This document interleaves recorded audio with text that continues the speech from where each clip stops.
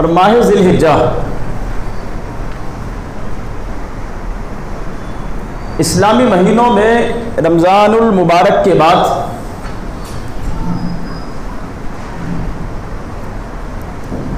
اپنی حرمت کے اعتبار سے، عظمت کے اعتبار سے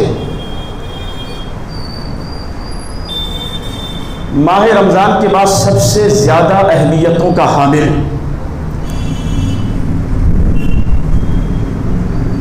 کئی یادیں ماہ ذی الحجہ کے ساتھ وابستہ ہے۔ ذی الحجہ ہی وہ مہینہ ہے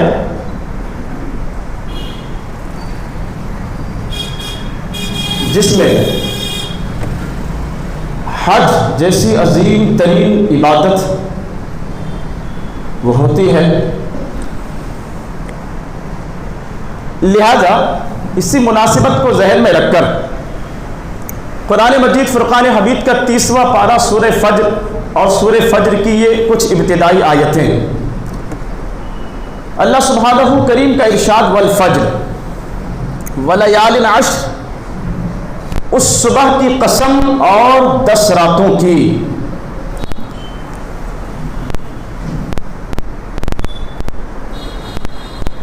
قسم کے ساتھ میں اللہ سبحانہ کریم نے اپنے کلام کا آغاز فرمایا، اور قابل توجہ بات، رب ذوالجلال اگر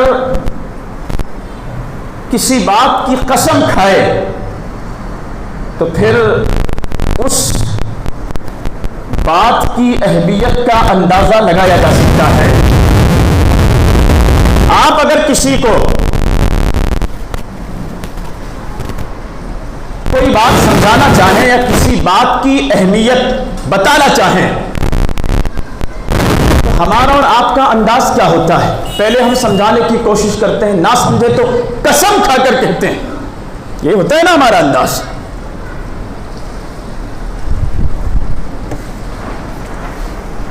تاکہ جو سامع ہے، جو سننے والا ہے، وہ آپ کی بات کو سمجھے، اہمیت دے۔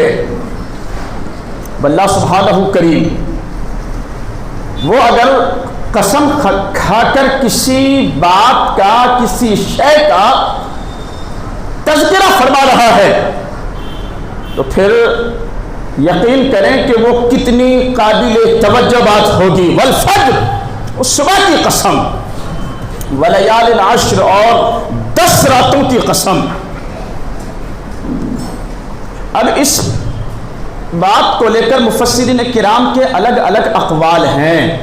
جس صبح کی قسم اللہ سبحانہ کریم کھا رہا ہے، اس سے کون سی صبح مراد ہے؟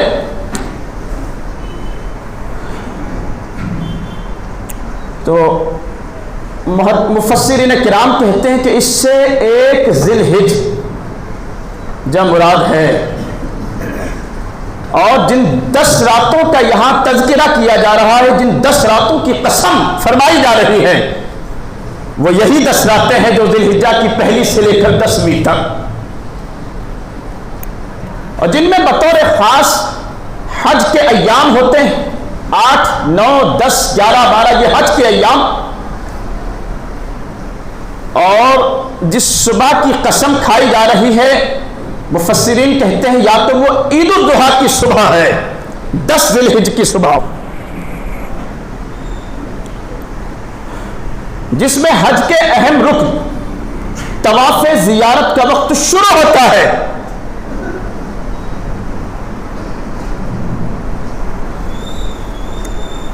اور جو ساتھ میں 10 راتوں کا تذکرہ ہے، 10 راتوں کی قسم، حضرت عبداللہ ابن عباس رضی اللہ تعالی عنہما سے مراد ہے کہ ان سے جو 10 راتیں یہاں ذکر کی گئی، جن کی قسم کھائی جا رہی ہے، وہ ذی الحجہ کی پہلی 10 راتیں ہیں۔ حدیث میں ہے، حضرت عبداللہ ابن عباس رئیس المفسرین، ان کو صحابہ میں کہا جاتا تھا، وہ کہتے ہیں کہ نبی رحمت صلی اللہ تعالی علیہ وسلم نے ارشاد فرمایا، اللہ تعالیٰ کے نزدیک ان 10 دنوں کے مقابلے ماہ رمضان کی بات اکثر ہوتی ہے اور ہمارے ذہن و دماغ میں ماہ رمضان کی اہمیت و فضیلت جو ہے وہ بڑھتی ہوئی ہے، اور پھر اس کو سمجھنے میں ہمیں دقت نہیں ہوتی یا ایکسیپٹ کرنے میں، قبول کرنے میں ہچکچاہٹ نہیں ہوتی۔ تو جس طرح ماہ رمضان کو اللہ سبحانہ کریم نے عظمت و فضیلت بخشی ہے، ماہ ذی الحجہ کا بھی اللہ سبحانہ کریم ہی نے عظمت و فضیلت بخشی ہے۔ ماہ رمضان کو اگر اس نے برکتوں والا بنایا، عظمتوں والا بنایا ہے، تو ماہ ذی الحجہ کو بھی اسی نے عظمتوں والا بنایا ہے۔ اور پھر اس کا ثبوت ہمیں احادیث سے بھی ملتا ہے۔ اللہ کے حبیب علیہ الصلوۃ والسلام کا ارشاد، اللہ تبارک و تعالیٰ کے نزدیک ان 10 دنوں کے مقابلے میں کسی دن کا عمل، یعنی یہ جو 10 دن ہیں ان میں جو اعمال صالحہ بندوں کی طرف سے کیے جاتے ہیں، تو ان 10 دنوں کے مقابلے میں کسی بھی دن کا عمل اللہ تبارک و تعالیٰ کو محبوب نہیں ہے، زیادہ پسند نہیں ہے۔ مطلب یہ کہ ان 10 ایام میں جو اعمال کیے جاتے ہیں اور دنوں کے مقابلے وہ اللہ کو زیادہ پسند، وہ اللہ کی بارگاہ میں زیادہ اہمیتوں کے حامل ہیں، زیادہ فضیلتوں کے حامل ہیں۔ صحابہ نے عرض کی، یا رسول اللہ صلی اللہ تعالیٰ علیہ وسلم، کیا اللہ تبارک و تعالیٰ کے راستے میں جہاد بھی نہیں، یعنی ان 10 دنوں کے اعمال کی برابری کیا جہاد بھی نہیں کرتا؟ توجہ ہے نا آپ حضرات کی؟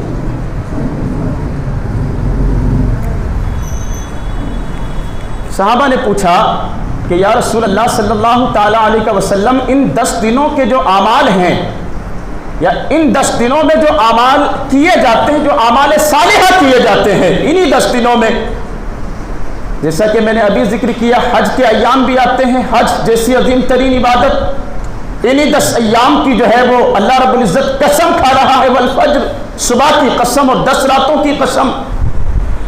اور پھر انہی 10 دنوں میں یوم عرفہ بھی ہوتا ہے،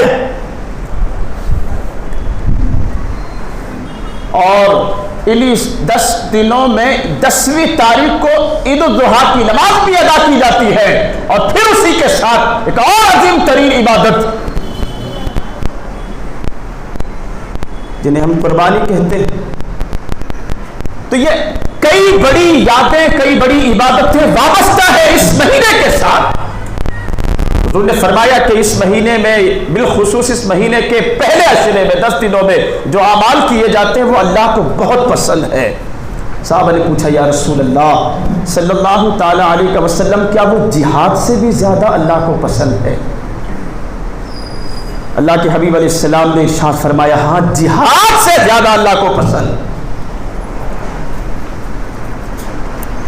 البتہ وہ شخص جو اپنی جان اور مال کے ساتھ اللہ کی بارگاہ میں حاضر ہو، جو اپنی جان کے ساتھ، اپنے مال کے ساتھ اللہ کی راہ میں نکلا اور پھر ان میں سے کسی بھی چیز کے ساتھ واپس نہیں ہوا، جو اپنی جان کا نذرانہ اللہ کی بارگاہ میں جس نے پیش کیا، ہاں جہاد کے لیے گھر سے نکلا اور وہ شہید ہوا، جو کچھ وہ لے کر گیا تھا وہ لٹا دیا اس نے اللہ کی راہ میں، تو حضور فرماتے ہیں ہاں یہ جو عمل ہے، یہ جو ہے اللہ تبارک و تعالیٰ کو زیادہ پسند ہے۔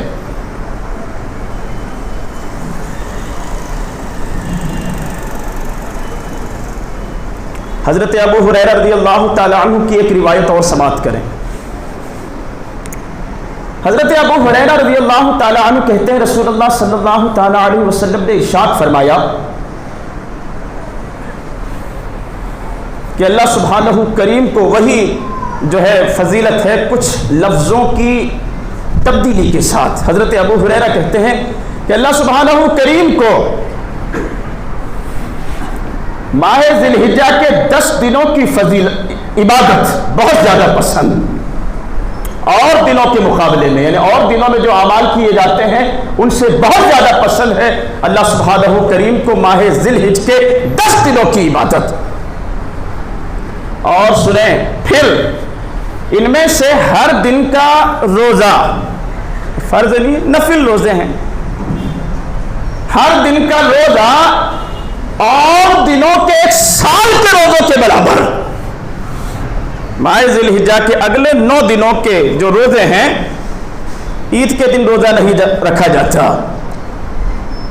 اس کے علاوہ بھی جو قربانی کے 2 اور ایام ہیں اس میں بھی روزے کی اجازت نہیں، لیکن یہ جو اگلے 9 دن ہیں، ان 9 دنوں کے حوالے سے اللہ کے حبیب علیہ السلام کا ارشاد ہے کہ اگر کوئی بندہ محض اللہ کی رضا کے لیے ان ایام میں روزے رکھتا ہے، رسول اللہ صلی اللہ تعالی علیہ وسلم نے ارشاد فرماتا، اللہ سبحانہ کریم ایک روزے کے بدلے 1 سال کے روزوں کا ثواب عطا فرماتا ہے۔ اور ہر رات کا قیام، یعنی ہر رات میں نوافل کی کثرت، ذکر و اذکار کی کثرت، توبہ و استغفار کی کثرت، ہر رات کا قیام، ان 9 راتوں میں یا 10 راتوں میں، 10ویں بھی شامل کریں، ان 10 راتوں میں ہر رات کا قیام، اللہ کے حبیب علیہ السلام ارشاد فرماتے ہیں جو محض اللہ کی رضا کے لیے ان 10 راتوں میں قیام کرے، اللہ سبحانہ کریم لیلۃ القدر کے قیام کے برابر اسے ثواب عطا فرماتا ہے۔ ترمذی کتاب الصوم۔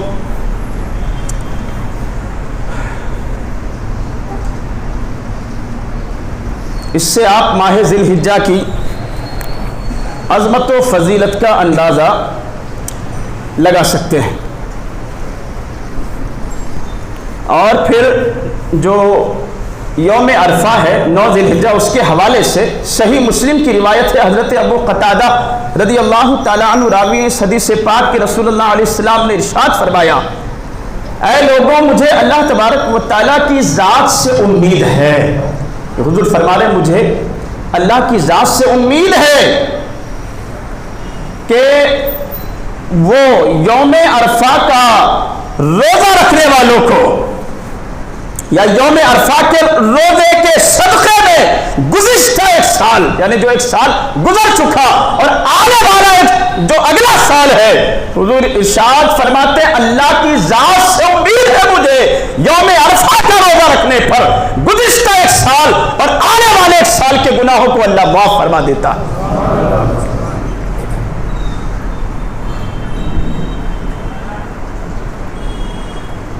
لہذا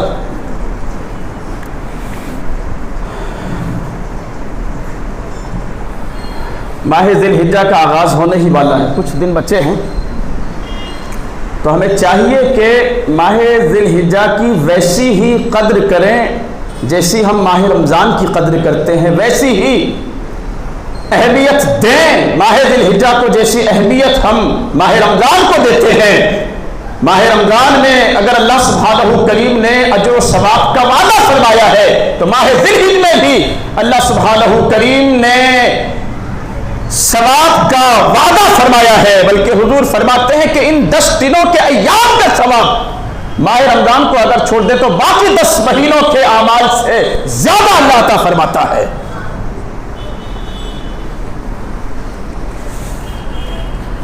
اور پھر ماہ ذی الحجہ ہو اور حضرت ابراہیم علیہ السلام کا تذکرہ نہ ہو، یہ کیسے ممکن؟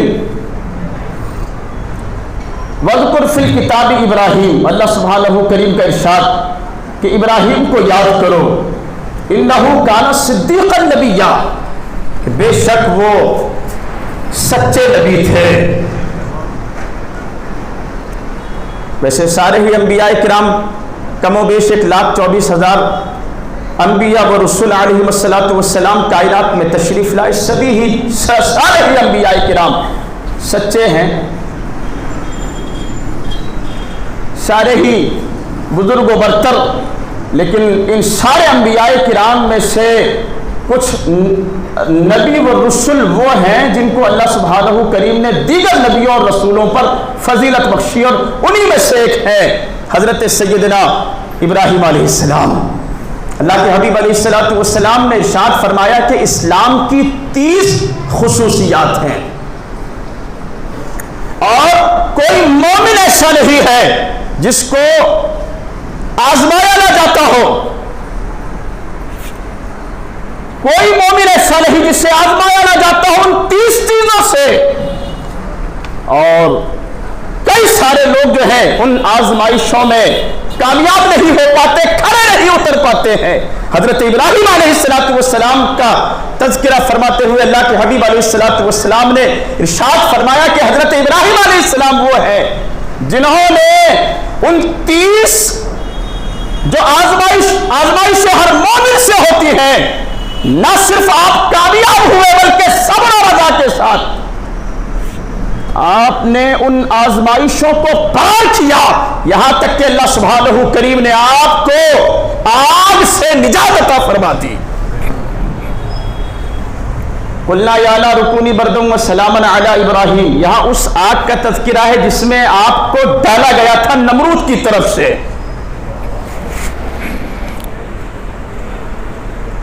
اور جس وقت آپ کو آگ میں ڈالا گیا اللہ سبحانہ کریم نے آگ کو حکم فرمایا تھا یا نار کونی بردا وسلاما علی ابراہیم، اے آگ میرے ابراہیم پر ٹھنڈی ہو جا سلامتی کے ساتھ۔ حضرت عبداللہ ابن عباس رضی اللہ تعالی عنہ کہتے ہیں کہ اللہ سبحانہ کریم اگر آگ کو سلامتی کا حکم نہ فرماتا کہ ٹھنڈی ہو جا، نقطہ بیان کر رہے ہیں حضرت عبداللہ ابن عباس کہ ٹھنڈی ہونے کا حکم فرمایا اللہ نے، ساتھ میں یہ بھی کہا کہ سلامتی والی، نقصان نہ پہنچے ابراہیم کو، اگر لفظ سلام و سلامن نہ کہا ہوتا اللہ سبحانہ کریم نے تو اس آگ کا حال یہ ہوتا جیسا کہ برف جم جاتی ہے ٹھنڈ کی وجہ سے، ویسا ہی معاملہ حضرت ابراہیم علیہ السلام کے ساتھ ہو سکتا تھا، لیکن رب فرماتا ہے وَسَلَامٌ عَلَىٰ ابراہیم، سلامتی والی بن ابراہیم پر۔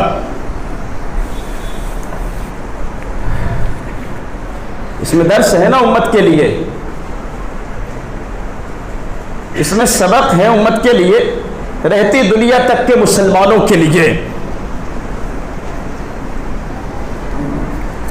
اللہ سبحانہ کریم کی مرضی اگر نہ ہو آگ بھی نہیں جلا سکتی آپ کو،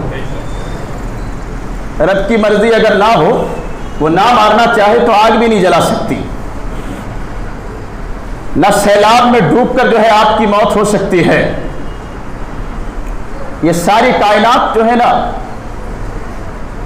ساری کائنات، ان ربکم اللہ الذی خلق السماوات والارض فی 6 ایام ثم استوى على العرش یغشی اللیل والنہار یطلبه حثیثا والشمس والقمر والنجوم مسخرات بامرہ الا له الخلق والامر تبارک اللہ رب العالمین۔ اپنی ربوبیت کا اعلان رب فرما رہا ہے ان آیات میں کہ یہ ساری کائنات اور کائنات کی ہر شے تمہارے رب کے حکم کے ماتحت ہے، اس کی مرضی کے بغیر کائنات کا سسٹم جو ہے نہیں چلتا ہے۔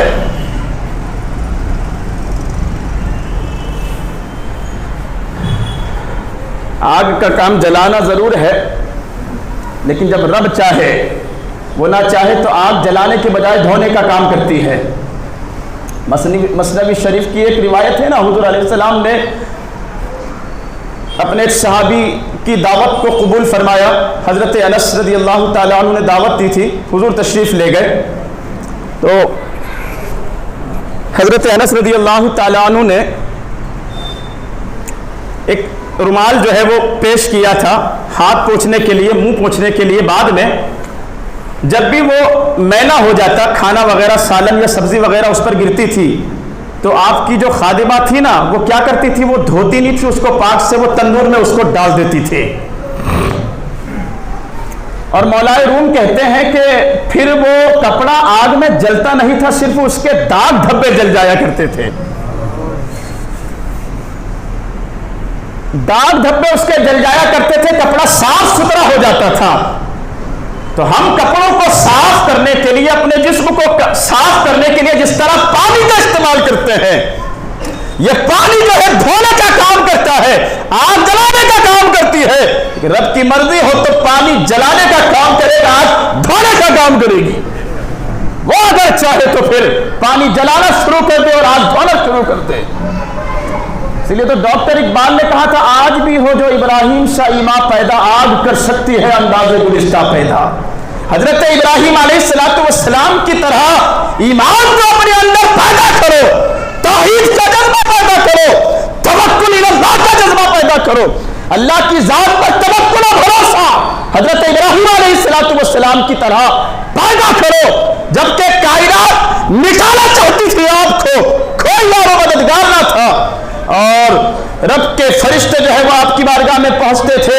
پانی کا فرشتہ کہتا کہ میں پانی پر مقرر ہوں، آپ اجازت دیں تو پانی برسا کر آگ کو بجھا دوں، کہا ضرورت نہیں ہے تمہاری۔ ہوا کا فرشتہ پہنچا، میں ہوا پر مقرر ہوں، آپ اگر اجازت دیں تو میں ہوا کو چلا کر آگ کو یہاں سے اٹھا کر کہیں اور لے جا کر پھینک دوں۔ فرمایا ضرورت نہیں ہے تمہاری۔ حضرت جبرائیل پہنچے، میری پہنچ وہاں تک ہے جہاں تک کسی کی نہیں ہے۔ تو حضرت ابراہیم کا جواب کیا تھا جانتے ہیں؟ حضرت ابراہیم علیہ السلام کا جواب وہ تھا جو کسی شاعر نے ترجمانی کی ہے، جانتا ہے وہ میرا رب جلیل، آگ میں جاتا ہے اب اس کا خلیل۔ کون سی بات میرے رب سے پوشیدہ ہے، کون سی چیز چھپی ہوئی ہے میرے رب سے، جانتا ہے وہ۔ اور جب جانتا ہے تو پھر بتانے کی ضرورت کیا ہے؟ خبر ہے تو پھر آہو بکا کرنے کی، پریشان ہونے کی ضرورت کیا ہے، بے صبرا ہونے کی ضرورت کیا ہے؟ وہ بچانا چاہے گا تو یہ آگ مجھے نہیں جلا پائے گی۔ فرماتے ہیں وہ بچانا چاہے تو آگ مجھے نہیں جلا پائے گی۔ یہ توکل تھا حضرت ابراہیم علیہ السلام کا، ایسا ہی توکل، وہ خلوص، وہ للہیت، وہ ایمان پیدا کریں آپ اپنے اندر۔ وہ جو حالات ہیں ابھی دنیا بھر کے، بالخصوص ہمارا ملک کے، یہ شکوے شکایتیں کرنا بند کرو، اپنے آپ کو چینج کرو، اپنے آپ میں تبدیلی لاؤ۔ دشمن پیچھے پڑے ہیں، ظالم حکمران پابندیاں نت نئی لگا رہے ہیں، آپ کو ٹارگیٹ کرنے کے لیے نئے نئے ہتھ کنڈے اور نئے نئے سازشیں جو ہے وہ آزمائی جا رہی ہیں۔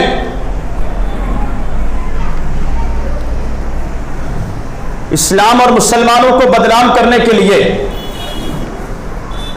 اب ایک قدم اور آگے بڑھ کر جو ہے وہ فلمیں لائی جا رہی ہیں الگ الگ ناموں کے ساتھ۔ اب ایسے میں آپ پریشان ہیں کہ کیا کریں، کہاں جائیں، کس سے مدد مانگیں؟ ہاں، تو ہم پر جو حالات ہیں کچھ بھی نہیں ہے، جو حالات حضرت سیدنا ابراہیم علیہ السلام پر تھے، جو حالات ہمارے آقا صلی اللہ تعالی علیہ وسلم کے لیے پیدا کیے گئے تھے، بنائے گئے تھے۔ حضور علیہ السلام کو پتا ہے، آپ کو نام تو لیتے ہیں نا، آپ کبھی سیرت پڑھی ہے، 3 سال تک شعبہ ابی طالب میں 3 سال تک سماجک بائیکاٹ کیا گیا تھا حضور علیہ السلام کا، آپ کے گھر والوں کا، آپ کے خاندان کا سماجک بائیکاٹ۔ آج جو باتیں ہوتی ہیں نا، ان سے لین دین مت کرو، ان سے خریدی مت کرو، اس طرح کی باتیں چل رہی ہیں نا، ابھی سماجک بائیکاٹ کیا گیا تھا آقا علیہ السلام کا 3 سال تک۔ وہ حضور علیہ السلام کو اور آپ کے گھر والوں کو پتہ ہے، آپ کو پتے وغیرہ کھا کھا کر بھی گزارا کرنا پڑا تھا۔ ہاں، شعبے ابی طالب میں لوگوں نے تعلقات ختم کر لیے تھے، لین دین بند کر دی تھی، خرید و فروخت بند کر دی تھی۔ ایک قیدی کی جس طرح زندگی ہوتی ہے، اس طرح آپ کو 3 سال صرف، نہ صرف حضور کو، آپ کی ازواج کو بھی اور آپ کے رشتہ داروں کو بھی 3 سال اس طریقے سے گزارنے پڑے تھے۔ پھر وہ آزمائشوں کا دور ختم ہوا اور اللہ سبحانہ کریم نے کرم فرمایا، وہ آزمائشوں کا سلسلہ ختم ہوا، پابندیاں ختم ہوئی۔ انہی ظالموں کے دلوں میں جنہوں نے پابندیاں لگائی تھی، اللہ سبحانہ کریم نے رحم پیدا فرمایا، آگے بڑھے، انہوں نے پابندیاں ہٹوائی، اور پھر وہ جو روشنی تھی نا حقانیت کی، ایمان کی اور اسلام کی، توحید کی، وہ جو شمع تھی جسے قائم کر دینا چاہتے تھے، قید نہیں کیا جا سکتا. وہ شمع پھیلی اور ایسی پھیلی کہ ساری کائنات کو روشن کیا. اسلام کا نور دنیا کے خطے خطے کونے کونے گوشے گوشے تک پہنچا. آج بھی کچھ طاقتیں تو ایسے میں وہی کریں جو انبیاء کرام علیہم السلام نے کیا تھا. صبر رکھا, اللہ کی طرف سے آنے والی مصیبتوں پر صبر کیا, شاکر رہے اور اللہ سبحانہ کریم کو منانے کی جدوجہد کرتے رہے. یعنی کہ دکھ آئے, تکلیفیں آئی, پریشانی آئی تو اب چھوڑو عبادتیں, لگ جائے برائیوں میں. جیسا کہ کچھ لوگوں کا مزاج ہوتا ہے نا کہ ہم تو یہ ہیں وہ ہیں, اس کے بعد بھی پریشانیاں ہمارا پیچھا نہیں چھوڑتی, تو پھر فائدہ کیا ہے. نمازیں پڑھ کے کرتے ہیں نا کچھ لوگ اس طرح کی باتیں. ہاں تو یقین کریں آپ پر جو آنے والی پریشانیاں ہیں نا, یہ کچھ بھی نہیں ہے جو پریشانیاں حضرت ابراہیم علیہ السلام کے راستے میں آئی, ہمارے آقا علیہ السلام کے راستے میں آئی. صابر و شاکر بنے. آج بھی ہو جو ابراہیم سا ایمان پیدا, آج کر سکتی ہے انداز گلستان پیدا. حضرت ابراہیم علیہ السلام سے جڑی کئی یادیں, انہی یادوں میں سے ایک یاد قربانی. قربانی کے حوالے سے ام المومنین سیدہ عائشہ الصدیقہ رضی اللہ تعالی عنہا سے روایت ہے. اللہ کے حبیب علیہ السلام نے ارشاد فرمایا, ترجمہ سنیں صرف حدیث پاک کا, وقت کی قلت دامنگیر ہے. حضور نے ارشاد فرمایا, قربانی کے دنوں میں آدمی کا کوئی عمل اللہ کے نزدیک قربانی سے زیادہ پسندیدہ نہیں ہے. یعنی کوئی یہ کرے کہ اب میں قربانی کے پیسے قربانی نہ کرتے ہوئے کہیں اور لگا دوں, وہ پسند نہیں اللہ کو, خون بہانے سے زیادہ پسند نہیں. اور پھر حضور نے ارشاد فرمایا کہ وہ جو جانور ہے جس کی آپ قربانی کرتے ہیں, وہ قیامت کے دن اپنے سینگوں کے ساتھ, بالوں کے ساتھ اور کھروں کے ساتھ آئے گا. اور قربانی کے جانور کا خون حضور فرماتے ہیں زمین پر گرنے سے پہلے ہی اللہ کی بارگاہ میں مقبول ہو جاتا ہے. لہذا خوش دلی کے ساتھ, حضور نے فرمایا خوش دلی کے ساتھ قربانی کرو.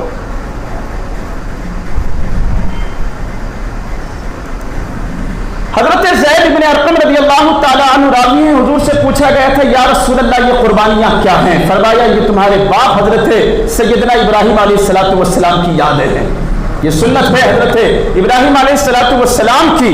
صحابہ نے پوچھا یا رسول اللہ صلی اللہ تعالی علیہ وسلم اس میں ہمارے لیے کیا ہے؟ فرمایا ہر خون کے بدلے میں نیکی ہے, خون کے ہر قطرے کے بدلے میں نیکی ہے. بلکہ یہاں تک صحابہ نے پوچھا یا رسول اللہ وہ قربانی کے جانور کی کھال میں جو بال ہے اس کے بارے میں کیا حکم ہے؟ فرمایا ہر بال کے بدلے میں ایک نیکی ہے تمہاری. لہذا خوش دلی کے ساتھ کریں قربانی. اور یہاں ہر ایک الگ جو ٹاپک ہے نا, ہر ایک کو وقت درکار ہے نا. مختصر وقت میں ان مضامین کا حق ہم ادا نہیں کر سکتے, لیکن بتانا بھی چونکہ ضروری ہے. یہ ایام ایسے ہیں, ابھی سے آپ کو اس کی تیاری کرنی ہوگی.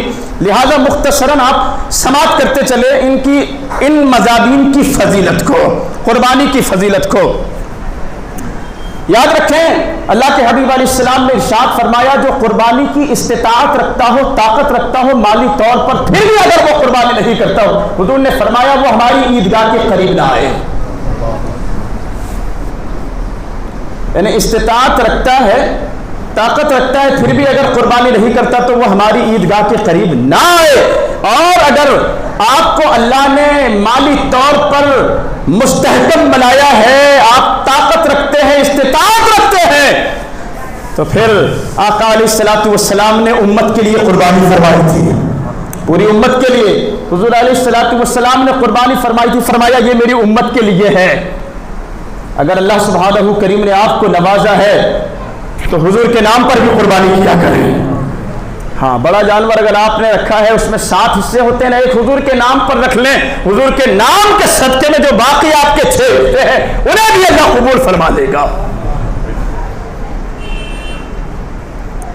اور ایک بات قربانی کے حوالے سے, یہ جو قربانیاں ہیں یہ پہلے سے انسانی اتہاس جتنا پرانا ہے اتنی ہی پرانی قربانیاں بھی ہیں.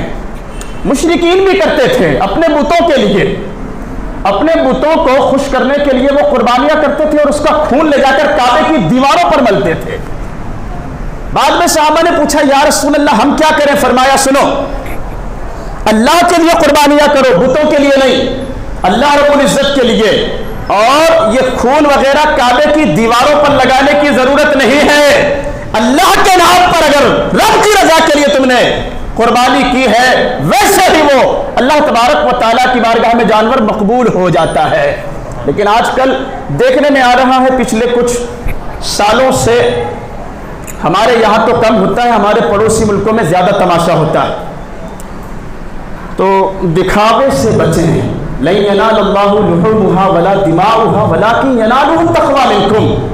قرآن کہتا ہے اللہ کی بارگاہ میں جو ہے نا گوشت نہیں پہنچتا، خون نہیں پہنچتا، وہاں تمہارا تقوی پہنچتا ہے، وہاں تمہاری نیت دیکھی جاتی ہے. گوشت نہیں پہنچتا اور خون بھی نہیں پہنچتا ہے، تمہارا تقوی پہنچتا ہے، تمہاری نیتیں پہنچتی ہے. لہذا جو حالات ہیں ہمارے دیش کے، جتنا ہو سکے قربانی کا اہتمام ضرور کریں خاموشی کے ساتھ. جتنا آپ جو ہے دنیا کی نظروں میں آئے بغیر اگر کر سکتے ہیں تو کوشش کریں دنیا کی نظروں میں آئے بغیر کرنے کی. سوشل میڈیا پر فوٹو بازی اور ویڈیوگرافی کرنے سے بچیں. اور جو بچے لے کر گلیوں میں گھومتے ہیں نا بکروں کو ادھر ادھر، بچیں اس چیز سے. حالات جو ہے بس سے بدتر جو ہے ہمارے ملک کے اس وقت ہیں. اللہ سبحانہ کریم کرم فرمائے امت محمدیہ پر.